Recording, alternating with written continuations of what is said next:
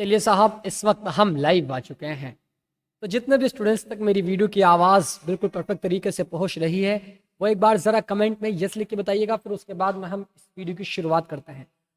तो जल्दी से फटाफट अंदाज में आप सभी स्टूडेंट्स मुझे कमेंट करके बताएंगे मेरी आवाज़ आपके पास तक पहुंच रही है या नहीं। स्नेहा, नूर, अजनी, शौबित और इन सभी का वेलकम। ऋषभ, आपका भी वेलकम है इस सेशन में।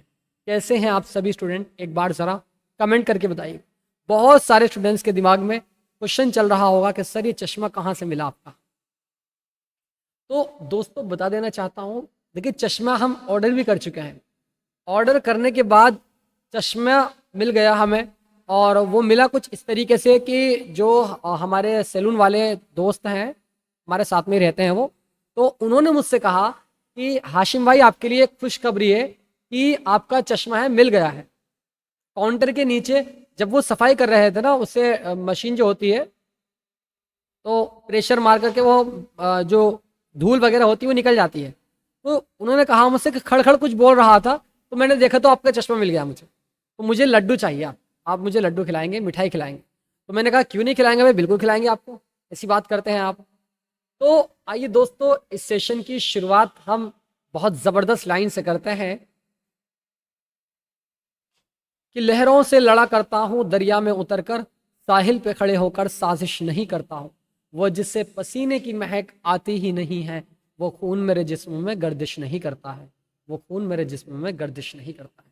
तो आइए दोस्त, जैसे कि हमने इससे पहले वाले सेशन में 3.4 को सही तरीके से कवर किया था, है ना, और हमने उसमें 2 मेथड सीखे थे। 3 मेथड हम सीख चुके हैं, एक तो ग्राफिकली, और एक हमारा एलिमिनेशन मेथड, और एक हमारा सब्सट्रैक्शन मेथड। और आज हम सीखने वाले हैं क्या, वज्र गुणन विधि।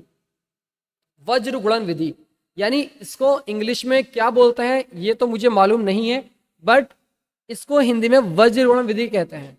इसमें होता क्या है कि हमें ए बी सी के मान निकालने होते हैं, और एक फॉर्मूला है, फॉर्मूला बेस्ड, ये आप इजीली कवर कर जाओगे। सबसे आसान और सबसे इजी है। तो फटाफट अंदाज में बताओ, चला जाए उसकी ओर। बताओ भाई, फटाफट अंदाज में बताओ। ओम प्रकाश, यश, आप दोनों स्टूडेंट्स का वेलकम है इस सेशन में। तो आइए दोस्त, फटाफट अंदाज में पहले क्वेश्चन की ओर अग्रसर होते हुए और देखते हैं जरा इस क्वेश्चन को, और पढ़ते भी हैं। देखिए मैं थोड़ा सा कंसेप्ट और क्लियर कर देना चाहता हूं, क्योंकि जो सीबीएसई बोर्ड वाले हैं उनके सिलेबस में से जो वज्र गुणन विधि है इसको हटा दिया गया है उनके सिलेबस में। लेकिन कोई बात नहीं, जब आया है तो वे भी सीखेंगे और यूपी बोर्ड वाले भी सीखेंगे, साथ साथ में करते हुए चलेंगे और अच्छे तरीके से नोट्स भी करते हुए चलेंगे ताकि रिवीजन करने में आसानी हो। तो आइए दोस्त, इसी लाइनों के माध्यम से जो आपके सामने मैंने प्रदर्शित की, इस पहले क्वेश्चन की शुरुआत करता हूं और पढ़ने की कोशिश करता हूं, एक्सप्लेन करने की पूरी कोशिश करूंगा। आई होप आपके समझ इजीली आ जाए। देखिए इसमें हमसे कहा गया है कि निम्नरेखिक समीकरण जो दी हुई हमें गिवन दैट है, ये समीकरण है, 2 इक्वेशंस दी हुई हैं। ये कैसी समीकरण है, ये कैसी इक्वेशन है, ये एक लीनियर इक्वेशन। इसमें कहा गया है कि युग्मों में से किसका एक अद्वितीय हल है। अद्वितीय का मतलब होता है यूनिक सॉल्यूशन। किसका एक यूनिक सॉल्यूशन है, किसका कोई हल नहीं है, या किसके अपरिमित रूप से अनेक हल है, ये तो हमें बताना नहीं है। ये तो एक अलग आंसर है कि अगर किसी के अद्वितीय हल है तो वो हमें बताना है, और अगर किसी के अपरिमित रूप से अनेक हल है यानी एक से ज्यादा इनफाइनाइटली सॉल्यूशन, या फिर दोनों लाइनें पैरेलल है, इसका कोई हल नहीं है। तो जब किसका कोई हल नहीं होता तो उसका आगे सॉल्व नहीं करते हैं। तो पहले तो हमें यही फाइंड करना है कि इसका सॉल्यूशन है या नहीं है। तो पहले क्वेश्चन की ओर मुतवज्जे होता हुआ और पहले क्वेश्चन को नोट करता हूं, x माइनस के 3y माइनस के 3 इज इक्वल्स टू आपका 0 आ जाएगा। इक्वेशन आ जाएगी आपकी फर्स्ट, ठीक है। दूसरी इक्वेशन 3x माइनस के 9y और माइनस के 2 इज इक्वल्स टू आपका 0। इक्वेशन आ जाएगी यहाँ पर आपकी ये सेकंड, ठीक है। तो उसके बाद में ए बी सी के मान भी हम साथ साथ में निकाल लें। ए का मान कितना है सर, ए का मान यहाँ से यानी A1 का मान आ जाएगा हमारा इस तरीके से 1, चूंकि पहली इक्वेशन अगर हम इसकी तुलना A1x प्लस के B1y प्लस C1 इस वाली से कंपैरिजन करें तो इस स्थिति में, इस कंडीशन में x का जो कोफिशिएंट है वो a1 का मान है, तो x का कोफिशिएंट कुछ नहीं है तो 1 होता है, इसका मतलब a1 इजिकल्स टू 1 आ जाए। और बात आती है b1 की, इसको मैं थोड़ा सा रफ करता हूँ, ये बात आप जानते हैं, है ना बेटा। सो a1 और इस तरीके से a2 इजिकल्स टू, जो सेकंड वाली इक्वेशन है x का कोफिशिएंट वो a2 का मान है, क्योंकि यहाँ पर 3 दिया हुआ है, और b1 इजिकल्स टू आपका -3 जो y का कोफिशिएंट है। और इस तरीके से दूसरी वाली इक्वेशन में y का कोफिशिएंट -9 है, इसका मतलब ये b2 का मान है, b2 इजिकल्स टू -9। सभी स्टूडेंट्स समझ रहे हैं ना, इतना काम करेंगे जितना मैं कर रहा हूँ साथ साथ में। और C1 की वैल्यू इस तरीके से हमारी आ जाएगी -3, और C2 की वैल्यू हमारी इस तरीके से आ जाएगी क्या, -2। ठीक है सर, पहले चेक करते हैं कि इसका कोई सॉल्यूशन है, या इसका अद्वितीय हल है, या इसका कोई सॉल्यूशन नहीं है, या फिर इसके अपरिमित रूप से एक से कहीं ज्यादा यानी इनफाइनाइटली सॉल्यूशन है। देखते हैं पहले कैसे करते हैं कि a1 upon a2 equals to b1 upon b2 equals to c1 upon c2 equals to. अब जरा देखते हैं a1 a2 का मान 1/3, तो इस तरीके से आपका 1/3 equals to b1 upon b2, b1 का मान -3 है तो -3, और इस तरीके से b2 का मान -9 है। आई बात समझ, आ गई सर बात समझ। -3 अपॉन -2 आपका यहाँ पर आ जाए। मैंने यहाँ पर क्या देखा, मैं कुछ इस तरीके से यहाँ पर देखता हूँ, तो इस तरीके से इस वाले माइनस से ये वाला माइनस कैंसिल, इस माइनस से ये वाला माइनस कैंसिल, 3 तिया 9 होते हैं। इसका मतलब ये हुआ सर कि यहाँ पर a1 यानी 1/3 equals to 1/3 is not equal to 3/2। मैंने क्या देखा कि सर यहाँ पर a1/a2 बराबर b1/b2 is not equal to c1/c2, यानी c1/c2 a1 a2 के बराबर नहीं आया है। तो हम क्या कह सकते हैं कि इसके, बताओ बेटा, इसका सॉल्यूशन होगा या नहीं होगा? कितनी आप तैयारी करते हैं आप मुझे बताने वाले हैं फटाफट अंदाज में।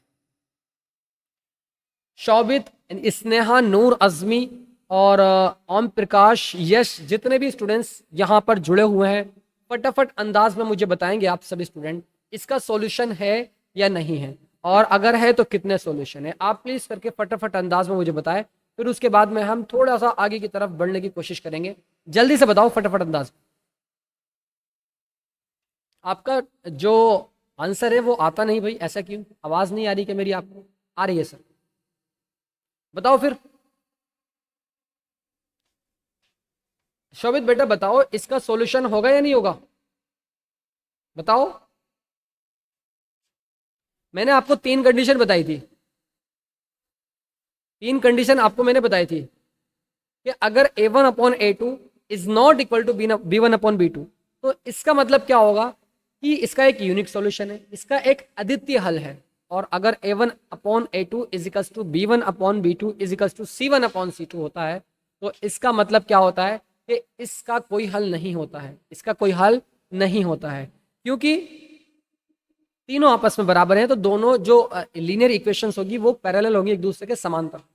आई बात समझ?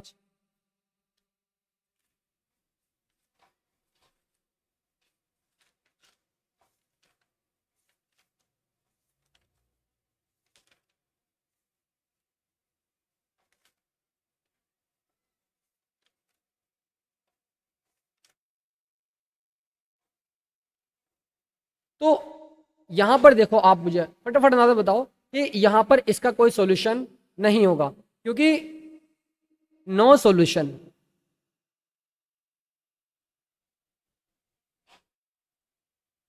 इसका कोई सॉल्यूशन नहीं होगा, क्योंकि जब a1/a2 बराबर होता है b1/b2 का, is not equal to c1/c2, तो इसका कोई सॉल्यूशन यहाँ पर नहीं होता है। जब सॉल्यूशन नहीं होता है तो इसको हम यहीं पर एंड कर देंगे, यहीं पर इसको हम छोड़ देंगे।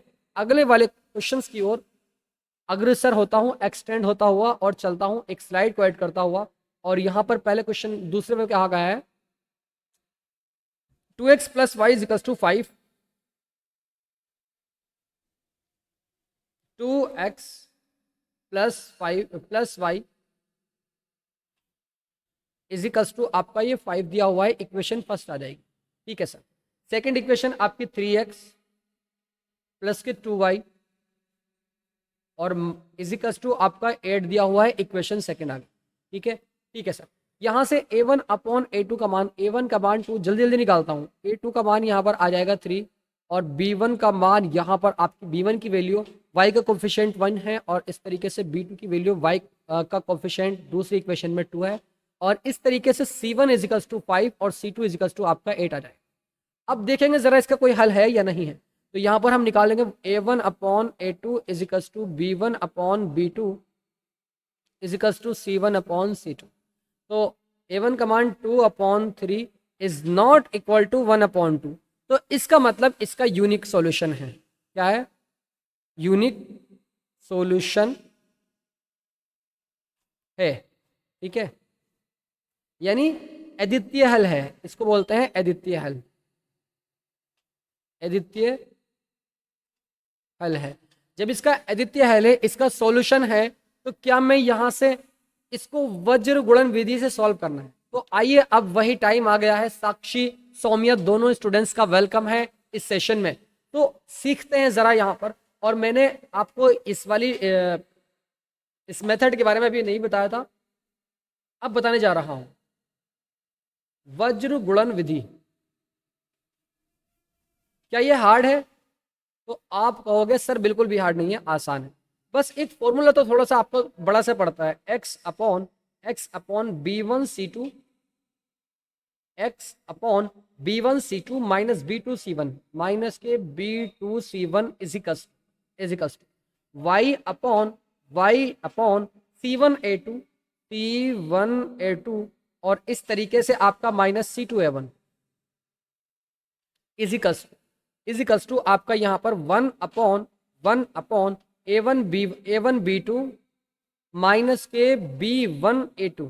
तो ये आपका फॉर्मूला होता है जिसको आप वज्र गुणन विधि वाले मेथड से इस वाले फॉर्मूले का यूज करके आप x और y के मान को फाइंड करते।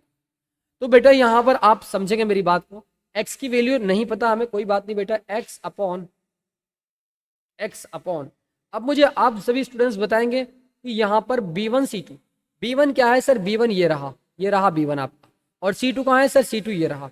b1c2 यानी b1c2 दोनों मल्टीप्लाई में है, तो 8 दूनी 16, तो आपका इस तरीके से 16 यहाँ पर ये आ जाएगा।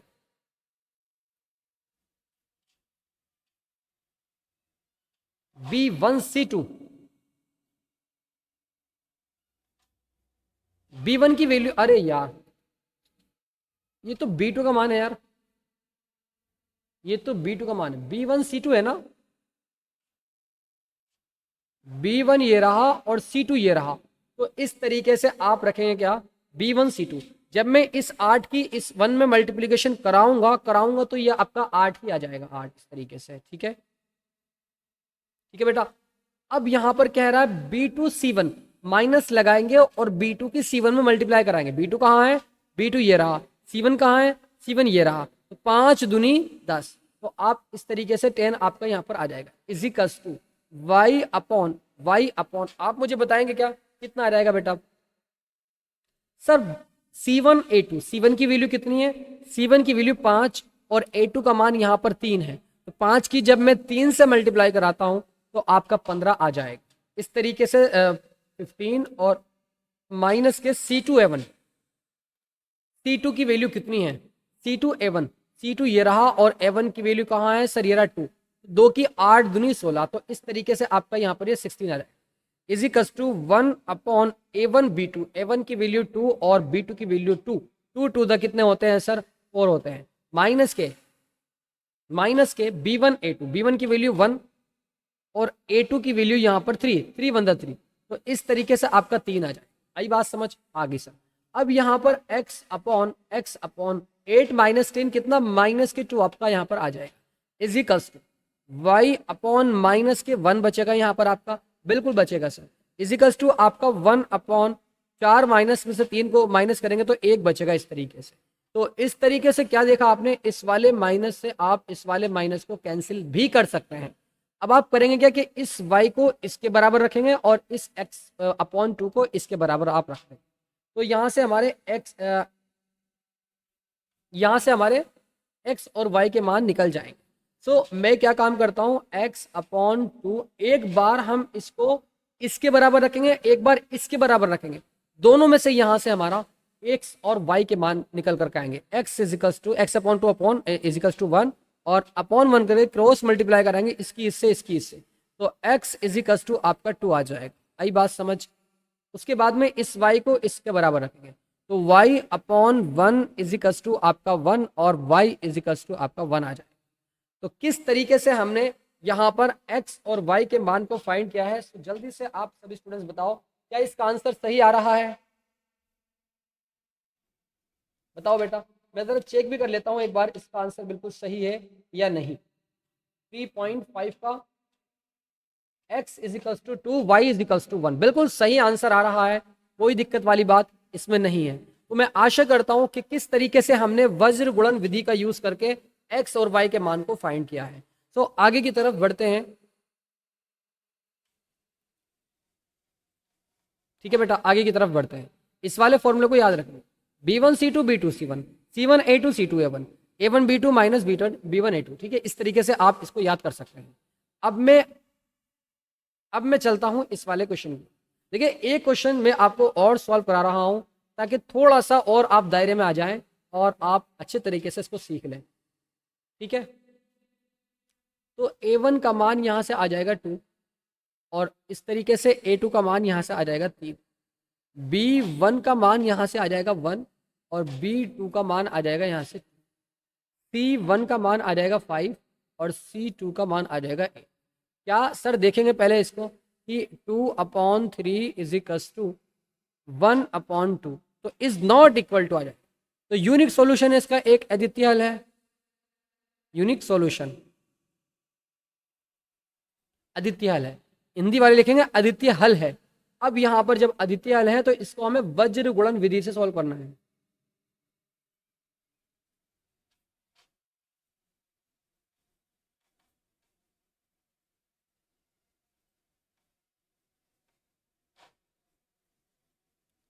वज्र गुणन विधि से इसको हम हल करेंगे। यही बात समझ। तो आइए दोस्तों, तो चूंकि यहां पर फॉर्मूला क्या होता है, x अपॉन फॉर्मूला आपका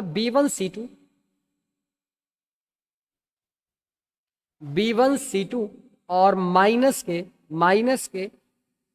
b2c1 equals to y upon c1a2 minus के c2a1 equals to 1/a1b2 minus के b1a2। इतना तो आप याद कर सकते हैं, 2-3 दफा लिख के देख लेंगे ना तो आसान तरीके से हो जाएगा, कोई दिक्कत वाली बात इसमें नहीं हो।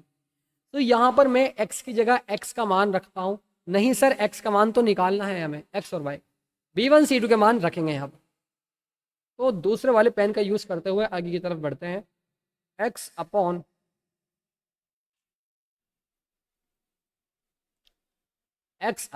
b1c2, b1 की वैल्यू कितनी है सर, b1 की वैल्यू यहाँ पर 1 है और c2 की कितनी है 8 है, तो 8 की 1 में करूंगा तो 8 1 सा 8, तो 8 ही कम 8 आपका यहाँ पर आ जाएगा, माइनस के b2c1, b2 ये रहा और c1 ये रहा, 5 दूनी 10, तो इस तरीके से माइनस के 10 आपका यहाँ पर आ जाएगा, इजिकल्स y अपॉन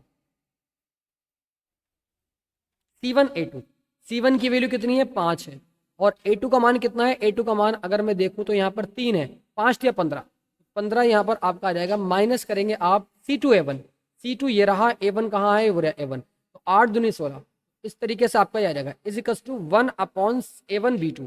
a1 की वैल्यू कितनी है, a1 की वैल्यू 2 है और b2 का मान 2 है, तो 2 2 कितने हो जाएंगे 4 हो जाएंगे, माइनस के b1a2 माइनस के b1a2, b1 का मान कितना है ये रहा और a2 का मान 3 ही कम 3, तो इस तरीके से आपका ये आ जाएगा। ठीक है सर, दूसरा क्वेश्चन है ये, तो बिल्कुल दूसरा क्वेश्चन है।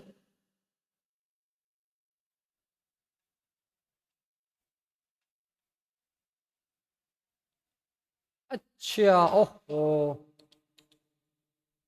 बिल्कुल सही कह रही हैं आप, दूसरा क्वेश्चन मैं करा रहा हूं, मिस्टेक, कोई बात नहीं। तीसरा वाले क्वेश्चन की तरफ चलते हैं।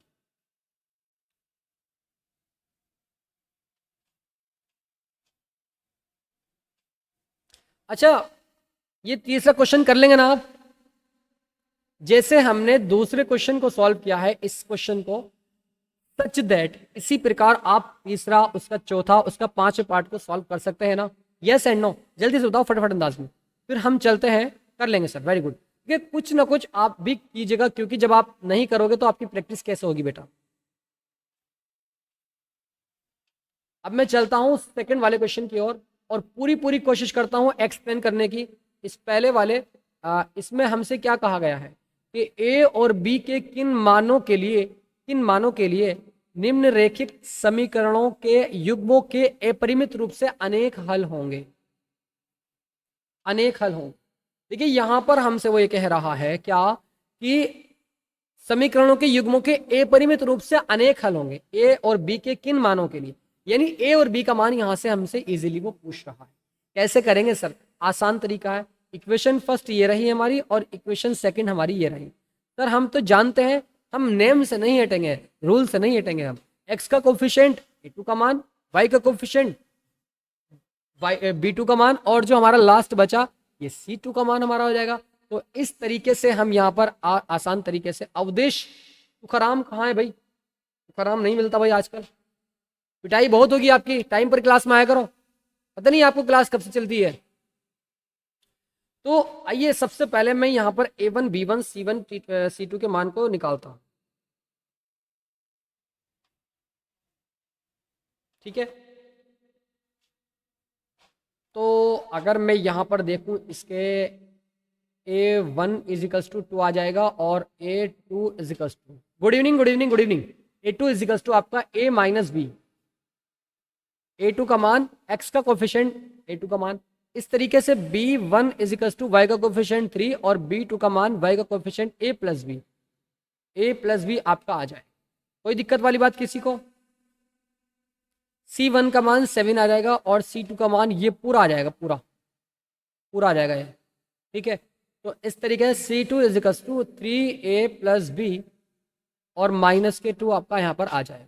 ठीक है बेटा, अब मैं ज़रा थोड़ा सा दायरे में लेकर आता हूँ क्वेश्चन को, देखते हैं कि इसके अपरिमित रूप से अनेक हल हैं या नहीं है। और हम जानते हैं कि अपरिमित रूप से अनेक हल किसके होते हैं कि जब अपरिमित रूप से इनफाइनाइटली सॉल्यूशन किस में होते हैं, किस कंडीशन में होते हैं? हाँ सर, इस कंडीशन में होते हैं a1 upon a2 equals to b1 upon b2 और इजिकल्स टू c1 अपॉन c2। कि इस कंडीशन में कि जब तीनों रेशियो, तीनों फ्रैक्शन आपस में बराबर आ जाते हैं, तो इस स्थिति में, इस कंडीशन में इनफाइनाइटली सॉल्यूशन होते हैं। अपरिमित रूप से अनेक हल होते हैं, एक सॉल्यूशन नहीं, बहुत सारे सॉल्यूशन होते हैं। तो a1 का मान कितना है सर? यहाँ पर 2 रखेंगे और इस तरीके से a2 का मान a माइनस के b आ जाएगा। b1 का मान सर 3 है और b2 का मान a प्लस b आ जाएगा। c1 का मान यहाँ पर 7 है, तो इस तरीके से आपका c2 का मान 3a plus b minus b। नहीं होनी चाहिए किसी भी स्टूडेंट्स को कोई दिक्कत। अब मैं क्या काम करूंगा कि इन दोनों को आपस में बराबर रखता हूं और देखता हूं जरा कि क्या आता है। और जब ये दोनों में बराबर रख के जो भी आएगा उसको हम यहाँ पर इसमें पुट कर देंगे। ठीक है, तो पहले देखते हैं इसको बराबर रख करके। 2 अपॉन a माइनस के b equals to 3 upon a plus के b आपका आ जाएगा। क्रॉस मल्टीप्लीकेशन आप यहाँ से कराने वाले हैं। तो सभी स्टूडेंट्स जो अभी नए जुड़े हैं, सोनी और संदीप, इन दोनों स्टूडेंट्स का वेलकम है इस सेशन में। बेटा लगातार क्लास में आते रहिएगा, क्योंकि लगातार क्लासेस बहुत इंपॉर्टेंट होती है। जब तक आप एग्जाम ना आ जाए आप क्लास को बहुत ज़रूरी समझो, क्योंकि क्लास बहुत इंपॉर्टेंट होती है। और अगर आपके वे क्वेश्चंस रट जाएंगे एग्जाम में आने वाले हैं, तो डेफिनेटली आप अपने एग्जाम में बहुत शानदार परफॉर्म कर जाएंगे।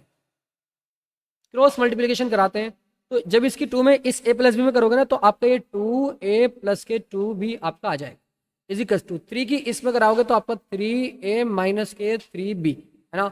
अब चूंकि यहाँ पर 2a है और 3 इधर है, इधर को लेकर आओ इसको, तो ये आपका 2a माइनस के 3a और प्लस के 2b और प्लस के 3b इधर को लेकर आओगे, प्लस का हो जाएगा इजिकल्स टू 0। 2a और माइनस 3a कितना होगा? हाँ सर, यहाँ पर आपका हो जाएगा कितना? माइनस के ए और प्लस के आपका ये 2a 3b, तो 2b 3b आपका 5b आपका यहाँ पर हो जाएगा इजिकल टू 0। इस ए को उधर लेकर जाओ आप, तो a इजिकल टू आपका 5b हो जाएगा, यानी a का मान कितना आ गया, 5b आ गया। तो मान लो कि इक्वेशन हमारी ये फर्स्ट आ गई, इसको आप इक्वेशन फर्स्ट मान सकते हैं। किसी भी स्टूडेंट्स को कोई डाउट अगर हो तो प्लीज करके जल्दी से पूछेगा, फिर आगे की तरफ बढ़ता हूं और अग्रसर होता हूं। अब मैं इन दोनों को आपस में बराबर रखूंगा, इन दोनों को आपस में रखने के बाद यहाँ पर एक ही जगह ए का मान रखूंगा, इस एक ही जगह ए का मान रखूंगा, तो यहाँ से बी का मान निकल कर आएगा। आई बात समझ? बिल्कुल सर। तो मैं यहाँ पर एक स्लाइड को ऐड करता हूँ और मैंने जो अभी निकाला है a इजिकल टू 5b, इसको यहाँ पर लिखता हूँ, और जो हमारी कंडीशन चल रही है 3/a प्लस बी।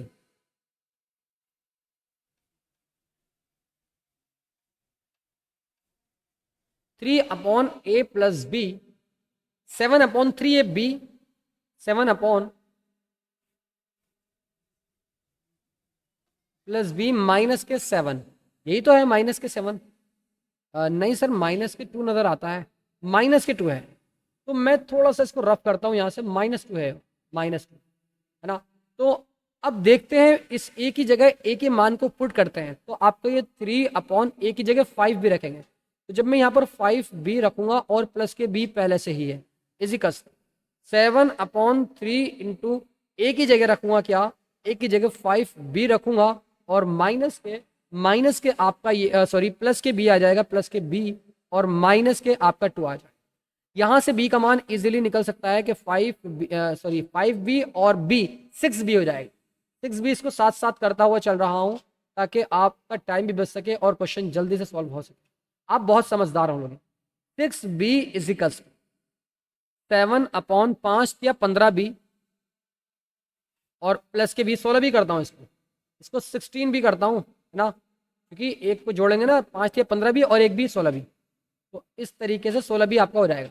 और माइनस के 2 क्रॉस मल्टीप्लिकेशन करते हैं, तो जब मैं 3 की इस पूरे में करूंगा तो 16 या 48 भी हो जाएगा आपका, और 3 दूनी 6 माइनस के 6 आ जाएगा इजिकल 7 छंग कितने होते हैं 42, 42 बी आ जाएगा आपका। इसको इधर लेकर आता हूँ तो 48 बी और माइनस के 42 बी और 6 को उधर लेकर जाता हूँ तो 6 आ जाएगा प्लस। कितना बचेगा सर, यहाँ पर 6b बचेगा, और इजिकल्स टू बी इस वाले इजिकल्स टू 6 आपका 6, इस 6 से ये वाला 6 कैंसिल, तो b इजिकल्स टू 1 आ गया। तो कैसे हमने a के मान और b के मान को फाइंड किया है? नहीं सर, a का जो मान निकाला आपने, a की जो वैल्यू निकाली वो एग्जैक्ट नहीं है। अभी आप इस b के मान को इसकी जगह रखोगे, तो जब मैं रखता हूं put in equation first,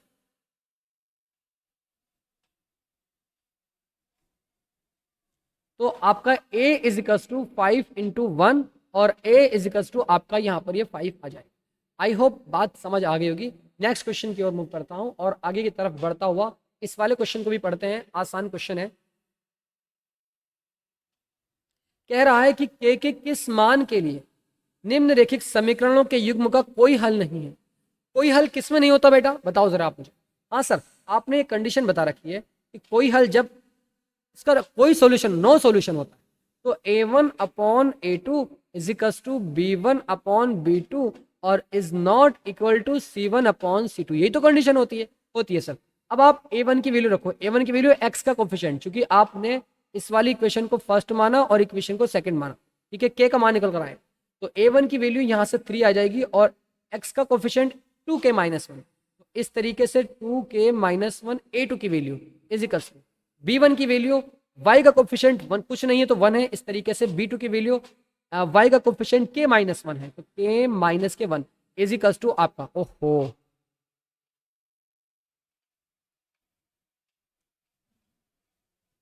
eco हो रही थी ना, इको हो रही थी आई थिंक, कोई बात नहीं। सो ए का मान यहाँ पर कितना है भाई,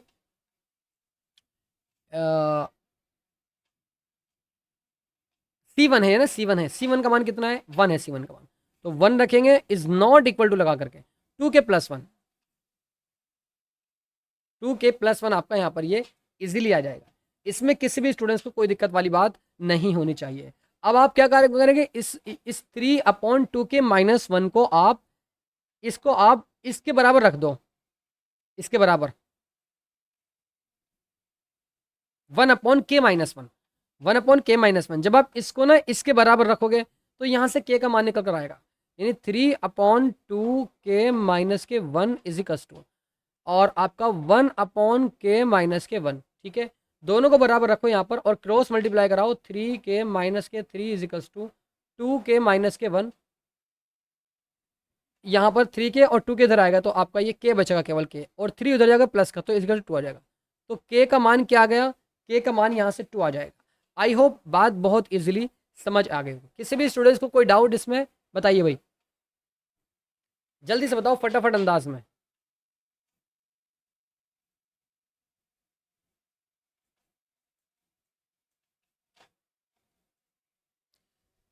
ऑल क्लियर है। देखिए यहाँ पर सिर्फ 6 बच्चे जुड़े हुए हैं और इनको पता ही नहीं कि कितनी इंपॉर्टेंट क्लास होती है, लेकिन फिर भी क्लास में नहीं आते हैं। ऐसा क्यों करते हैं भाई आप? कितनी मेहनत से पढ़ाता हूँ आपको, फिर भी आप ऐसा करते हैं। निम्नरेखिक समीकरणों के यानी लीनियर इक्वेशन को प्रतिस्थापन, सबस्ट्रैक्शन और वज्र गुणन विधि से हल करना है। किस विधि को आप उपयुक्त मानते हैं? आप इस वाले क्वेश्चन को लगा सकते हैं ना, यस एंड नो। अरे भाई आसान है, आसान है। मैंने आपको सिखा रखा है ना सब्ट्रैक्शन मेथड और वज्र गुणन विधि, आज ही हमने सीखा है। तो इन दोनों से आप इस क्वेश्चन को सॉल्व कर सकते हैं, दोनों मेथड से। ठीक है बेटा, कर लेंगे आप। अब मैं चलता हूँ अगले वाले क्वेश्चन की ओर और थोड़ा सा इसको एक्सप्लेन करने की पूरी पूरी कोशिश करता हूँ, क्योंकि इम्पोर्टेंट क्वेश्चन है और मैं आशा करता हूँ कि बात समझ आ जाएगी इसे। कह रहा है कि निम्न समस्याओं में रेखिक समीकरणों के युग्मों और उनके हल, यदि उनका अस्तित्व हो तो किसी बीज गणितीय विधि से ज्ञात कीजिएगा। अब हमें ये नहीं कहा कि आप सब्सट्रैक्शन से इसको सॉल्व करो, ये नहीं कहा हमसे कि इसको एलिमिनेशन से करो यानी विलोपन से। यानी हम जिस विधि को अच्छा मानते हैं, जैसे मैं हूं, मैं एलिमिनेशन मेथड मुझे अच्छा लगता है तो मैं इसको एलिमिनेशन मेथड से ही सॉल्व करूंगा, इसको विलोपन विधि से ही सॉल्व करूंगा। तो पढ़ते हैं क्वेश्चन को। एक छात्रावास, छात्रावास कहते हैं जो हॉस्टल में हॉस्टल लेकर के रहते हैं, हॉस्टल मिलता है उनको बच्चों को। कि मासिक व्यय, व्यय कहते हैं खर्चे को, कि उसका महीने का खर्चे का 1 भाग नियत है, कांस्टेंट है, कांस्टेंट, वो हमें नहीं पता। शायद ऐसे क्वेश्चन हम पहले भी कर चुके हैं कि एक हॉस्टल में रहने वाला एक छात्र है, स्टूडेंट है, और उसका महीने का जो खर्चा है वो कांस्टेंट है ना, महीने का जो खर्चा है वो कांस्टेंट है, तथा शेष इस पर निर्भर करता है। शेष यानी रिमाइंडर इस बात पर निर्भर करता है, इस बात पर डिपेंड करता है कि छात्र ने कितने दिन भोजन लिया, यानी उसने कितने दिन खाना खाया, ये इस बात पर डिपेंड करता है। कि जब एक विद्यार्थी ए को, एक विद्यार्थी ए उसका नाम दे दिया, 20 दिन भोजन करता है, जब ए एक विद्यार्थी है वो 20 दिन भोजन करता है, 20 दिन खाना खाता है, तो उसको 1000 छात्रावास के लिए अदा करने पड़ते हैं, यानी उसको 1000 रुपये देने पड़ते हैं। ठीक है। जबकि एक विद्यार्थी बी, दूसरे विद्यार्थी का नाम बी दे दिया, 26 दिन भोजन करता है, यानी 26 दिन तक खाना खाता है, तो छात्रावास के व्यय के लिए उसको 1180 अदा करने पड़ते हैं। तो जो 26 दिन भोजन करता है महीने में, उसको 1180 अदा करने पड़ते हैं, देने पड़ते हैं। तो नेत व्यय यानी कांस्टेंट उसका खर्चा और प्रतिदिन भोजन का मूल्य ज्ञात कीजिए। देखिए जो हमें ज्ञात करना होता है उसी को हम मान लेते हैं यहाँ पर। तो मान लेते हैं कि माना नेत व्यय,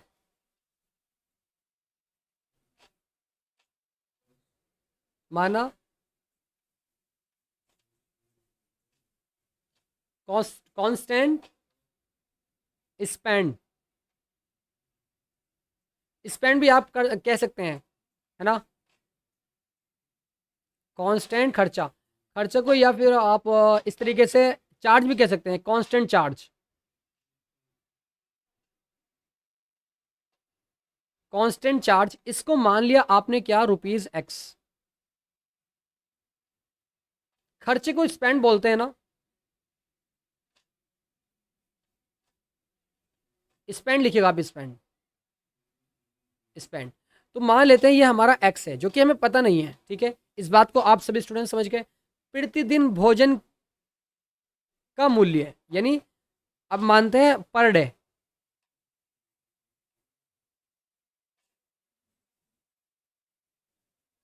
पर डे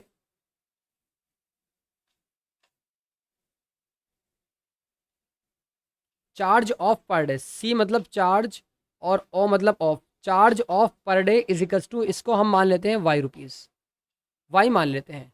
ठीक है, इस बात को आप समझ गए ना? बिल्कुल समझ गए सर।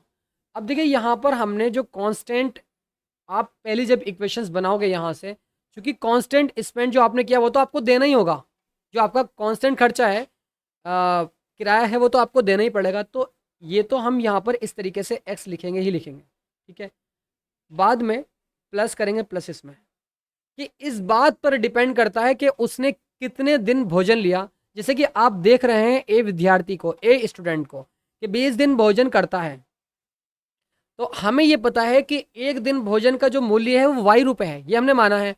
तो 20 दिन का कितना हो जाएगा, 20 से वाई की मल्टीप्लाई करा देंगे, तो यहाँ पर आपका 20 वाई हो जाएगा। और कितने अदा करने पड़े उसको, 1000 अदा करने पड़े, कितने, 1000 रुपये अदा करने पड़े उसको। तो इस तरीके से आपकी इक्वेशन फर्स्ट आ रही। ठीक है, दूसरी इक्वेशन, जबकि एक विद्यार्थी बी, जो दूसरा विद्यार्थी बी है, 26 दिन भोजन करता है। देखिए जो दूसरा विद्यार्थी है उसको तो एक्स तो यानी कांस्टेंट, उसको कांस्टेंट चार्ज तो उसको देना ही पड़ेगा। ये स्पेंड मत लिखो, यहाँ पर आप करो चार्ज, चार्ज ही लिखो इसको, ये ज़्यादा अच्छा लग रहा है, चार्ज। तो कांस्टेंट चार्ज है वो तो उसको देना ही पड़ेगा, यानी उसका जो नेत व्यय है, खर्चा है, वो तो देना ही पड़ेगा उसको।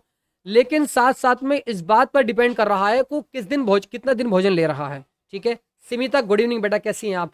टाइम पर क्लास में नहीं आती आप, टाइम पर आया करो। क्योंकि देखिए यहाँ पर अब वो ये कह रहा है कि जो 26 दिन भोजन करता है, क्योंकि हमने एक दिन भोजन का मूल्य, जब वो एक दिन भोजन करता है उसको हमने वाई माना। ठीक है, अब वो 26 दिन कर रहा है, तो 26 से वाई की मल्टीप्लाई कराएंगे या नहीं कराएंगे? कराएंगे, बिल्कुल सर। तो इस तरीके से 26 वाई इजिकल्स टू कितने अदा कर रहा है, 1180 अदा कर रहा है।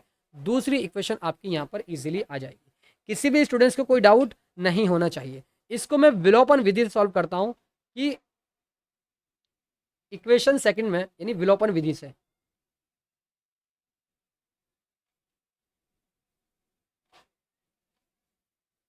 एलिमिनेशन मेथड,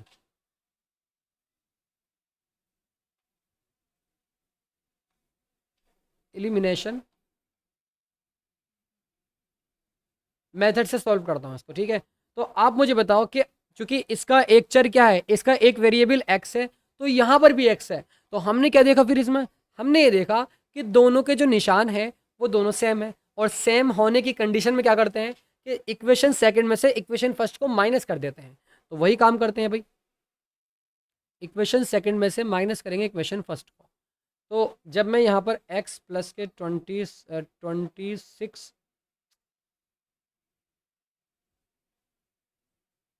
वाई, और मैं यहाँ पर माइनस कर रहा हूँ पहली इक्वेशन जो कि x प्लस के 20 वाई, और इस तरीके से आपका 1180 माइनस के 1000, तो आपका यहाँ पर x प्लस के 26 वाई माइनस के निशान चेंज होगा, तो इस तरीके से x माइनस के 20 वाई इजिकल्स टू कितना बचेगा, 180 बचेगा आपका, जब 1000 को माइनस करोगे इसमें से, है ना। इस वाले x से ये वाला x कैंसिल, 26 वाई और 20 वाई को माइनस करोगे तो 6 वाई बचेगा।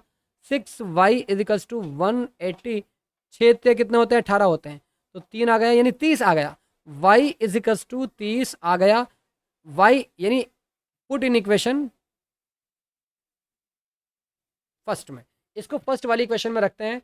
और मुझे बताओ ज़रा, जब मैं इस y का मान रखता हूँ x प्लस के 20 और इंटू वाई का मान 30 है, और इजिकल्स टू कितना, 1000 है। तो आप मुझे बताओ, जब आप 20 की मल्टीप्लाई 30 से करते हो तो कितना आएगा, 3 दूनी 6, 600 आ जाएगा। तो x इजिकल्स टू 1000 और माइनस के 600, तो x का मान यहाँ से 400 ना आ जाएगा? बताओ बेटा, आ जाएगा ना? तो बिल्कुल आ जाएगा। तो किस तरीके से हमने, अब हम क्या कह सकते हैं कि जो कांस्टेंट चार्ज है, जो उसका महीने का देना ही देना है उसको, उसमें कोई भी डिस्काउंट नहीं मिलेगा उसको, उसको देना ही है। तो वो कितना है, वो 400 रुपये तो उसको देने ही देने हैं। लेकिन उसने जो भोजन लिया कितने दिन, 20 दिन भोजन लिया उसने, 20 दिन, तो y का मान क्या आ गया, 30 आ गया। ठीक है, इस तरीके से आप इस y के मान को भी निकाल सकते हैं। जो उसका हर दिन का भोजन का जो खर्चा है वो कितना है, 30 रुपये है, 30 रुपये। आजकल तो 100 रुपये लगते हैं एक दिन भोजन करने के, एक दिन खाना खाने के ना, नाश्ता करना, लंच करना, डिनर करना। तो इस तरीके से, तो अगले वाले क्वेश्चन की ओर मुतवज्जह होता हुआ, और ज़रा इस वाले क्वेश्चन को भी पूरी कोशिश करता हूँ समझाने की, कि एक भिन्न 1/3 हो जाती है जब उसके अंश से एक घटाया जाता है। और हमें वो पता नहीं कि वो फ्रैक्शन क्या है। मान लेते हैं कि वो fraction let let nominator nominator is equals to X, है ना, यानी अंश को हमने क्या मान लिया, एक्स मान लिया। और इस तरीके से हर इज इक्वल्स टू यानी डिनोमिनेटर डिनोमिनेटर इसको मान लिया हमने वाई, जिसको बोलते हैं हम डिनोमिनेटर इंग्लिश में।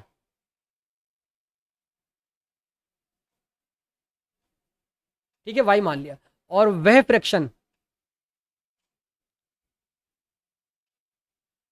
फ्रैक्शन क्या हो जाएंगे, फ्रैक्शन एक्स अपॉन वाई हो जाएंगे। यही तो होते हैं एक्स अपॉन वाई, ये अंश होता है, ये हर होता है। अब वो ये कह रहा है कि ये भिन्न 1/3 हो जाते हैं जब उसके अंश से एक घटाया जाता है। इसके नॉमिनेटर से इसके नॉमिनेटर में एक माइनस किया जाता है, तो ये 1/3 हो जाती है फ्रैक्शन। तो इस तरीके से जब मैं इस अंश में से एक घटाऊंगा और वाई में तो कोई चेंजिंग नहीं है, तो ये जो फ्रैक्शन है ये 1/3 में चेंज हो जाती है। क्रॉस मल्टीप्लाई कराएंगे, 3x माइनस के 3 इजिकल्स टू वाई और 3x माइनस के y इजिकल्स टू आपका 3, इक्वेशन फर्स्ट आ जाएगी। y को इधर और 3 को इधर लेकर आए, ठीक है। अब यहाँ पर अगली कंडीशन में कह रहा है कि वह 1/4 हो जाती है, 1/4 हो जाती है जब उसके हर में 8 जोड़ दिया जाता है।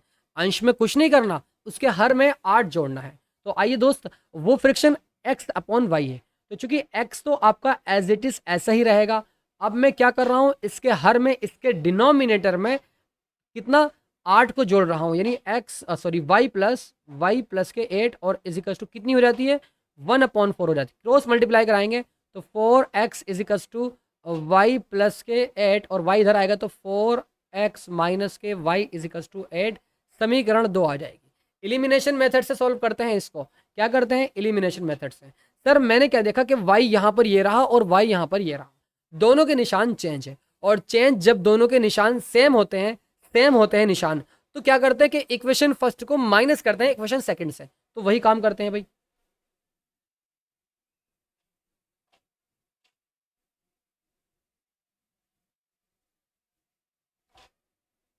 थ्री एक्स माइनस के Y is equals to 8 minus के 3। कोई दिक्कत किसी को, बताओ भाई। 4x माइनस के वाई माइनस के 3x और प्लस के वाई इज इक्वस टू आपका 8 माइनस 3 कितना होगा, 5 होगा। इस वाले वाई से ये वाला वाई कैंसिल। क्यों है, क्योंकि देखिए ब्रैकेट जब खोलते हैं ना और बाहर माइनस होता है तो वो प्लस हो जाता है अंदर वाला, ठीक है। और माइनस के 3x और प्लस के 4x, तो x बचेगा, x इज इक्वल्स टू 5 यहाँ पर आपका आ जाएगा। और x के मान को पुट इन इक्वेशन फर्स्ट में आप पुट कर दोगे इसको, x का मान समीकरण 1 में रखने पर।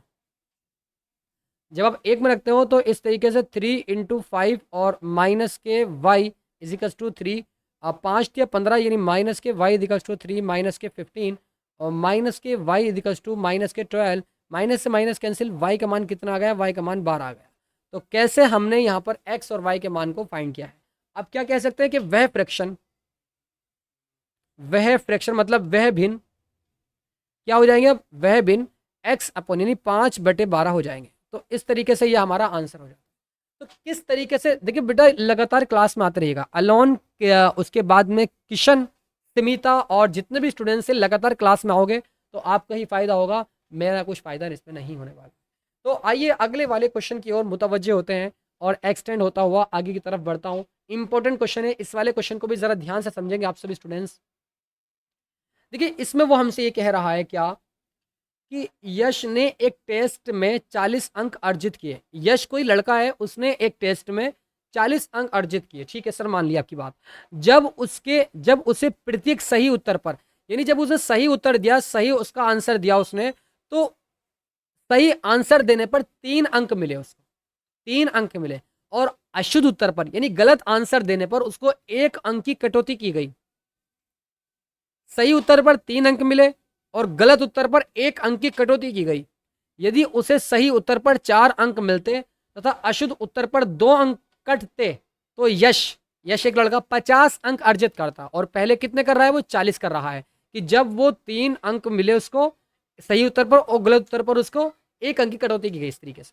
तो आइए दोस्त समझते हैं, जरा मान लेते हैं यहां पर कि माना सही उत्तरों की संख्या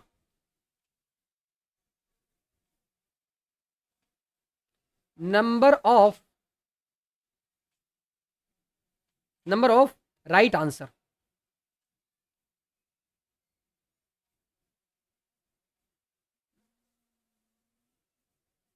राइट, सही उत्तरों की संख्या को मान लेते हैं हमारा x, ठीक है, और गलत उत्तरों के अशुद्ध उत्तरों की संख्या, यानी नंबर ऑफ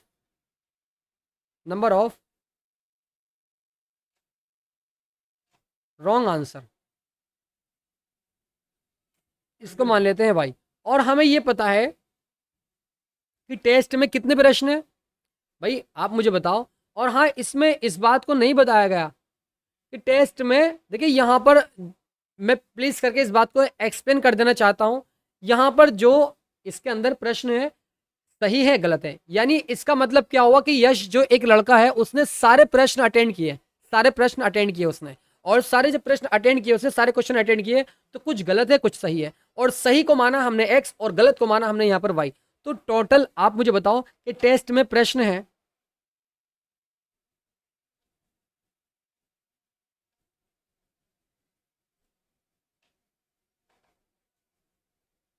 टेस्ट में क्वेश्चन है, कितने क्वेश्चन है, एक्स और प्लस वाई, यही तो है भाई, बताओ जरा मुझे आप। हाँ सर यही है, इसमें कोई दिक्कत वाली बात आप नहीं होनी चाहिए। अब वो ये कह रहा है क्या कि यश ने 40 अंक अर्जित किए जब उसे सही उत्तर पर, सही उत्तरों की संख्या को माना हमने एक्स, और सही उत्तर पर कितने अंक मिले, 3 अंक मिले, तो मैं क्या 3 की एक्स से मल्टीप्लाई न करा दूंगा, करा दूंगा सर बिल्कुल। तो इस तरीके से आपका ये 3x हो जाएगा। और उसके बाद में वो ये कह रहा है कि सही उत्तर, गलत उत्तर देने पर उसकी 1 अंक की कटौती की गई, यानी 1 अंक काट लिया गया। तो क्या माइनस ना करूंगा इस सही उत्तरों में से, बताओ भाई, अरे माइनस करूंगा या नहीं करूंगा, करूंगा सर बिल्कुल। कितने उत्तर, सर यहाँ पर माइनस के वाई आएगा, क्योंकि उसको 1 अंक की कटौती की गई। जब मैं 1 की मल्टीप्लाई वाई से करता हूं तो वाई आ जाएगा माइनस वाई, इजिकल्स टू आपका कितना आएगा, कितने अंक वो लेकर आया, सर 40 अंक लेकर आया, 40। इस तरीके से इक्वेशन हमारी फर्स्ट यहाँ पर ये आ जाए। अब वो ये कह रहा है क्या कि यदि उसे सही उत्तर पर 4 अंक मिलते हैं, तो अभी हमने सही उत्तरों की संख्या को, नंबर ऑफ राइट आंसर को x माना, तो 4 से x की मल्टीप्लाई कराएंगे 4x, और गलत उत्तर देने पर 2 अंक की कटौती करता, तो माइनस के 2y ना कर देंगे हम, और इजिकल्स टू हमारा 50 आ जाएंगे, क्योंकि उसको 50 अंक मिलते हैं अगर गलत उत्तर पर 2 अंक की कटते तो, ठीक है। तो इस तरीके से आपका इक्वेशन सेकंड यहाँ पर आपकी आ जाएगी। अब आप मुझे बताओ कि क्या इसको 2 से डिवाइड कर सकते हैं आप, सर इसको एक काम करो, आप इसको इक्वेशन 2 ना मानते हुए पहले आप इसकी 2 से डिवाइड करो, तो ये 2x हो जाएगा, तो 2x हो जाएगा, और ये आपका माइनस के y हो जाएगा, और इस तरीके 25 हो जाएगा। इसको मानो आप इक्वेशन सेकंड। इन दोनों इक्वेशनों को क्या आप सॉल्व कर सकते हैं, हाँ सर, इसका जो y है ये भी आपका y, और ये रहा y आपका, दोनों सेम निशान है। सेम निशान होने की वजह से क्या करते हैं कि इक्वेशन सेकंड में से इक्वेशन फर्स्ट को माइनस करते हैं वही भाई, इक्वेशन सेकंड में से माइनस करते हैं इक्वेशन फर्स्ट को। आप मुझे बताओ कि 2x माइनस के y, और मैं माइनस कर रहा हूं यहाँ पर क्या, 3x माइनस के y, और इजिकल्स टू आपका कितना रहा है, 25 माइनस के 40।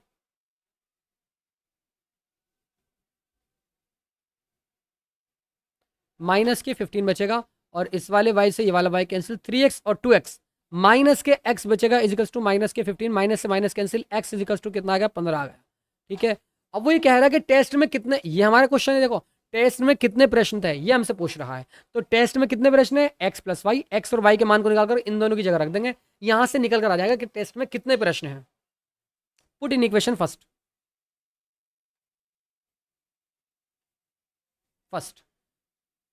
तो जब मैं इसमें पुट करता हूं x के मान को 3 × 15, और माइनस के y इजिकल्स टू 40, 15 × 45, माइनस के y इजिकल्स टू 40, 15 × 45 को उधर लेकर जाऊंगा तो ये माइनस का हो जाएगा 45, माइनस के y इजिकल्स टू माइनस के 5, माइनस से minus cancel, y equals to आपका 5 आ जाएगा। तो कैसे हमने x और y के मान को फाइंड किया है, सो टेस्ट में प्रश्न है कितने, x का मान 15 और इस तरीके से y का मान 5, तो टेस्ट में टोटल 20 प्रश्न है। आई बात समझ। अब है विवेक, टाइम पर क्लास में आया करो यार, तभी तो मजा आएगा, ऐसे कैसे बात बनेगी, टाइम पर नहीं आते क्लास में आप सभी स्टूडेंट। थोड़ी सी हो गई। तो आइए दोस्तों,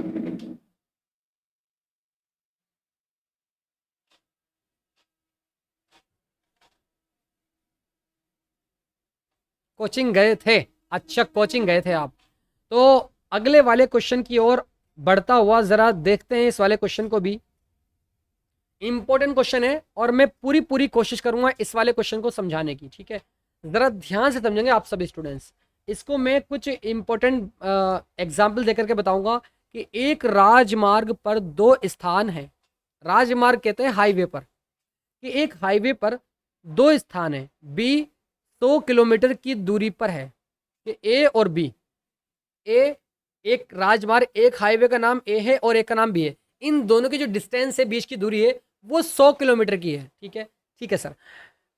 एक कार ए से तथा दूसरी कार बी से एक ही समय पर चलना प्रारंभ करती है।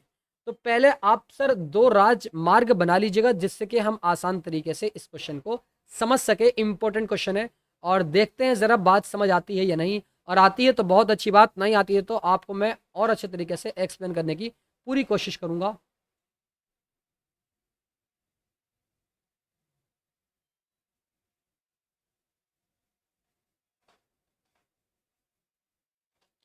तो इस तरीके से मैंने आपके सामने ये इस तरीके से इसको मान लिया, ठीक है। ये हमारा क्या पॉइंट है, ये हमारा ए पॉइंट है। इस वाले पॉइंट को ए मान लिया, ठीक है। और इस पॉइंट को मैंने मान लिया बी पॉइंट, इसको बी मान लिया और इसको ए मान लिया। इन दोनों के बीच की जो दूरी है, डिस्टेंस है, वो कितनी है यहाँ पर 100 किलोमीटर है, 100 किलोमीटर, ठीक है। अब वो ये कह रहा है क्या, इस वाले पॉइंट को आप सी मान लो कि एक हाईवे, एक राजमार्ग, दो स्थान ए और बी, एक ये रहा ए और एक ये रहा बी, 100 किलोमीटर की दूरी पर है, ठीक है सर। दूरी पर है, ये रहा है। एक कार ए से तथा दूसरी कार बी से, एक कार ए से तथा दूसरी कार यानी सेकंड कार इस बी से एक ही समय पर चलना प्रारंभ करती है, यदि ये कारें अलग अलग चालों से एक ही दिशा में चलती हैं। क्या मतलब हुआ कि इनकी जो स्पीड है वो अलग अलग है। इस ए की भी, ये भी आपकी कार है और ये भी आपकी कार है, इस तरीके से, ठीक है। तो इन दोनों कारों की जो स्पीड है वो अलग अलग है, लेकिन हाँ ये बताया गया है कि ये दोनों कारें ना है एक ही दिशा में चलती हैं। ये दोनों कारें एक ही दिशा में चलती हैं। तो दोनों कारें जब ये इधर की ओर चली, इधर की ओर, तो वो ये कह रहा है कि तो वह 5 घंटे पश्चात मिलती हैं, यानी किसी एक पॉइंट पर वो मिल जाती हैं। हमें ये नहीं पता कि इसकी चाल कितनी है और इसकी चाल कितनी है, दोनों की कारों की। एक कार यहां से चल रही है, एक कार यहां से चल रही है, दोनों कार एक ही दिशा में चल रही है, यानी एक ही एरिया में जा रही हैं। और जाने के बाद किसी एक पॉइंट पर, मान लो कि ये पॉइंट ये रहा, इस पॉइंट पर वो 5 घंटे बाद मिलती हैं, 5 घंटे बाद मिलती हैं। तो इस तरीके से इसको मैंने, यानी इस कार को मैं इस तरीके से क्या कहूँ इसको, इस कार को मैं एस मान लूँ और इस कार को मैं डी एस पी, इसको पी मान लूँ। तो इस तरीके से दोनों कार ये एस पी यहाँ पर आकर के मिल गई, दोनों कारें यहाँ पर आकर के मिल गई। अब यहाँ पर स्थान ए से चलने वाली कार की चाल, यानी मैं इसको मानूंगा यहाँ पर क्या, कि स्थान ए से चलने वाली कार की चाल को एक्स मान लेता हूँ।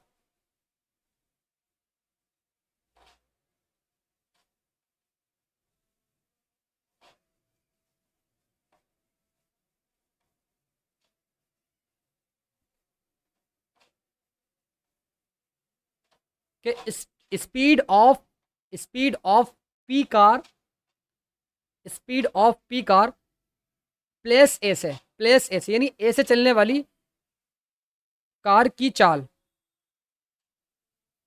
इसको मान लेता हूं मैं x किलोमीटर प्रति घंटा, x किलोमीटर प्रति आवर्स, इसको मैंने मान लिया, ठीक है। और b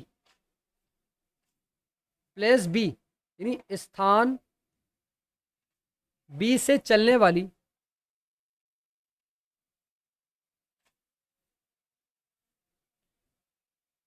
कार की चाल, बी से चलने वाली, स्थान बी से चलने वाली यानी इस वाले पॉइंट से चलने वाली इस कार की स्पीड को मैंने मान लिया वाई, चूंकि हमें पता नहीं है ना, तो वाई किलोमीटर प्रति घंटा मैंने इसको मान लिया है। कोई दिक्कत नहीं होनी चाहिए किसी की। अब वो ये कह रहा है 5 घंटे पश्चात, 5 घंटे पश्चात यानी 5 घंटे बाद की बात हो रही है, 5 घंटे बाद।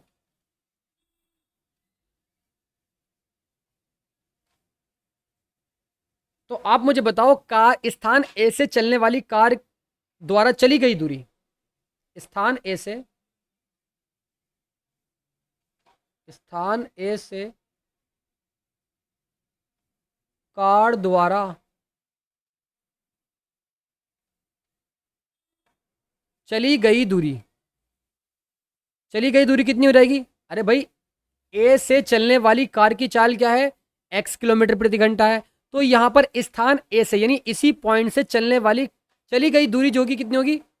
5x होगी, क्योंकि ये 5 घंटे बाद मिल रही है ना, 5 घंटे बाद मिल रही है ना।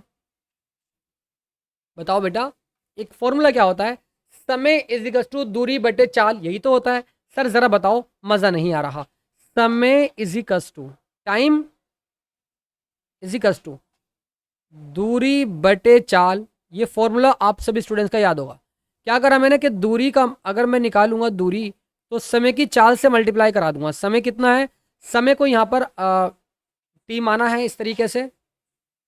समय 5 घंटे दिया हुआ है, 5 घंटे दिया हुआ है, समय 5 है। और चाल कितनी है सर? चाल को x माना है, तो क्या 5x ना हो जाएगा? आप मुझे बताओ, 5x ना हो जाएगा? तो स्थान ए से चलने वाली कार की जो दूरी होगी वो कितनी होगी? 5x हो जाएगी। ठीक इसी प्रकार बी से कार द्वारा चली गई दूरी इज इक्वल टू कितनी हो जाएगी?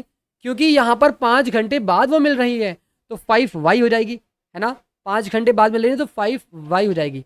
आप यहाँ पर दूरी की जगह समय की जगह समय रखो 5, और जो चाल है, चाल चूंकि समय के पास जाएगी, टाइम के पास जाएगी, तो मल्टीप्लाई में होगी दोनों आपस में। तो इस तरीके से 5x आया। ठीक सच डेट इसी तरीके से आपका 5 आया रहेगा। आपका ये आ गया। यहाँ तक किसी भी स्टूडेंट्स को कोई दिक्कत वाली बात नहीं होनी चाहिए। अब आप मुझे बताओ क्या सर कि इन दोनों की बीच की डिस्टेंस कितनी है? 100 किलोमीटर है ना। तो क्या मैं इस AC को लिख सकता हूं? AC को, यानी A से लेकर C को मैं लिख सकता हूं क्या? कि सर मैं इसको लिख सकता हूं AB और प्लस के BC। अरे यहां से A से लेके इस C को मैं लिख सकता हूं AB और प्लस के BC। हाँ सर, आप लिख सकते हैं, कोई दिक्कत वाली बात इसमें नहीं है। बिल्कुल सर। अब चूंकि AC का मान कितना है, आप मुझे बताओ, A से लेके इस C की दूरी कितनी है? अरे बताओ भाई, मैंने कहा ना A से कार द्वारा चली गई दूरी, A से कार द्वारा चली गई दूरी कितनी है? 5x है। तो क्या 5x ना रखो इसकी जगह? हाँ सर, इसकी जगह 5x रखो। इजिकल्स टू AB का मान कितना है? सर AB के बीच की दूरी 100 किलोमीटर है, तो इस तरीके से इसके बीच की डिस्टेंस 100 आ जाएगी। और प्लस के BC का मान, BC कितना है सर? BC अभी निकाला हमने नहीं सर, BC का मान तो यहाँ पर आपका कितना है? 5y। B से कार द्वारा चली गई दूरी 5y है, तो इस तरीके से आपका ये 5y आ जाएगा। यानी 5x माइनस 5y, ये तो आएगा 5x और माइनस के 5y और इक्वल्स टू आपका 100। 5 से डिवाइड करता हूँ इसको, पूरी इक्वेशन को, और करने पर मैं क्या करूँगा? 5 से 5 कैंसिल, 5 से 5 कैंसिल, 5 दूनी 10। तो इस तरीके से आपका x माइनस के y इक्वल्स टू 20 आपका इक्वेशन फर्स्ट आ जाएगी। कोई डाउट किसी को इसमें नहीं होना चाहिए, है ना बेटा। अब चलते हैं सेकंड वाले स्टेप पर। तो देखिए यहाँ पर कह रहा है कि यदि वह विपरीत दिशा में, अब वो एक दिशा में नहीं चल रही, अब वो एक ही दिशा में, अब वो उल्टी दिशा में चल रही है। कि अगर ये कार जो है देखिए, एक कार यहाँ पर खड़ी हुई है और एक कार यहाँ पर खड़ी हुई है, दो। अब ये दोनों उल्टी दिशा में चलती है, यानी B जो है ये इधर की ओर जाती है, ऐसे ऐसे करके जाती है, और ये कार P जो है ये इस तरीके चलती है, यानी ये इधर को और ये इधर को, दोनों अलग अलग दिशा में। ये इस दिशा में जा रही है, ये इस दिशा में जा रही है, इस तरीके से। आई बात समझ? आगे सर। अब चूंकि ये दोनों एक ही दिशा में नहीं चल रही, अलग अलग दिशा में चल रही है, तो अब चूंकि यहां पर आपका क्या आ जाएगा? 1 घंटे पश्चात। और हाँ, ये भी बताया गया है कि ये किसी पॉइंट पर, मान लो कोई पॉइंट डी है, मान लो इस वाले, इन दोनों के बीच में कोई पॉइंट हमारा डी है, ये रहा डी। दूसरे वाले पेन से इसको दिखाने की कोशिश करता हूँ। ये डी पॉइंट है, डी पॉइंट। तो ये इस डी पॉइंट पर क्या है? मिल जाती हैं। जब ये कार ए से इधर की ओर चली और बी से इधर की ओर चली, लेकिन इन दोनों की कारों की चालें जो हैं, स्पीड जो है वो अलग अलग है, तो वो किसी एक पॉइंट पर क्या हो जाती है? मिल जाती है, एक पॉइंट पर मिल जाती है। ठीक है। तो ये कितने घंटे बाद मिलती हैं? विपरीत दिशा में चलती हैं, तो ये 1 घंटे पश्चात। तो टाइम का मान कितना आ गया? 1 घंटे। तो मैं एक स्लाइड को ऐड ये इधर साइड ही करता हूं, 1 घंटा, 1 घंटे बाद ये मिलती हैं, ठीक है, 1 घंटे बाद मिलती हैं। आप मुझे बताएंगे क्या कि क्या एडी का मान, यानी यहां से लेके जब ये इधर की ओर चली तो कितना मान आ जाएगा? ए और डी का मान कितना हो जाएगा? एक्स आ जाएगा। अरे बताओ भाई, A D is equals to क्या आ जाएगा? एक्स आ जाएगा, एक्स किलोमीटर। नहीं बात समझ? कार ए से चलने वाली कार की चाल एक्स किलोमीटर प्रति घंटा है, यहां से इधर की ओर चली, ये डी पॉइंट पर आपस में मिली, कितने घंटे बाद मिली? 1 घंटे बाद मिली। उस एक की मल्टीप्लाई एक्स से जब कराएंगे तो एक्स आ जाएगा इस तरीके से। और ठीक इसी प्रकार जब बी से चली इस तरीके इधर की ओर को, तो मुझे बताओ कितने घंटे बाद मिली? 1 घंटे बाद मिली। तो इस तरीके से आपका बी डी का मान कितना आ जाएगा? वाई किलोमीटर आ जाएगा आपका। इसमें कोई डाउट आपको नहीं होना चाहिए। यानी स्थान बी से चलने वाली कार द्वारा चली गई दूरी वाई किलोमीटर हो जाएगी आपकी, ठीक है। अब आपका क्या आएगा? 10 मिनट एक्सटेंड करता हूं क्लास को। हाँ, अब आपके जो यहाँ पर दोनों, हाँ इसको अब आप लिख सकते हैं। देखिए यहाँ पर समझौता है इस बात को कि मैं क्या इस ए बी को आप देखो जरा, इस ए बी को यानी यहाँ से लेके यहाँ तक को क्या मैं लिख सकता हूँ क्या? ए डी और प्लस के डी बी। हाँ सर हम लिख सकते हैं इसको। ए बी का मान कितना है सर? ए बी का मान पहले से ही जानते हैं, 100 किलोमीटर दोनों के बीच की डिस्टेंस है। तो इस तरीके से ए बी का मान 100 यहाँ पर ये आ जाएगा। ए डी का मान कितना है सर? सर यहाँ पर ए डी का मान अभी आपने निकाला, ये रहा एक्स है, तो इस तरीके से एक्स रखेंगे। और प्लस के डी बी का मान कितना है? डी बी का मान सर वाई है, तो इस तरीके से वाई रखेंगे। तो एक्स प्लस के वाई इजिकल्स टू 100। इस तरीके से आपकी ये सेकंड इक्वेशन आ जाएगी। पहली इक्वेशन ये रही, सेकंड ये रही। दोनों को सॉल्व करेंगे, एक्स वाई के मान निकालेंगे और आप बता सकते हैं यहाँ से कि दोनों कारों की चाल कितनी है। क्योंकि एक्स को माना हमने यानी ए से चलने वाली कार की चाल, और वाई माना हमने बी से चलने वाली कार की स्पीड। ठीक है, निकाल सकते हैं ना? इतना कर सकते हैं ना बेटा? तो मैं आशा करता हूँ बात बहुत इजीली आपको समझ आ गई होगी। तो मैं उम्मीद करता हूँ कि इस वाले क्वेश्चन को आप खुद से लगा लेंगे। और एक अगला क्वेश्चन आपकी स्क्रीन पर दिखाता हूँ। एक आयताकार क्षेत्रफल 9 वर्ग इकाई कम हो जाता है यदि उसकी लंबाई 5 कम कर दी जाती है। तो ये वाला क्वेश्चन भी आपके नाम करता हूँ, नहीं होगा तो मैं आपके लिए कराने के लिए तैयार हूँ। तो मैं उम्मीद करता हूँ दोस्तों ये पूरा सेशन आपको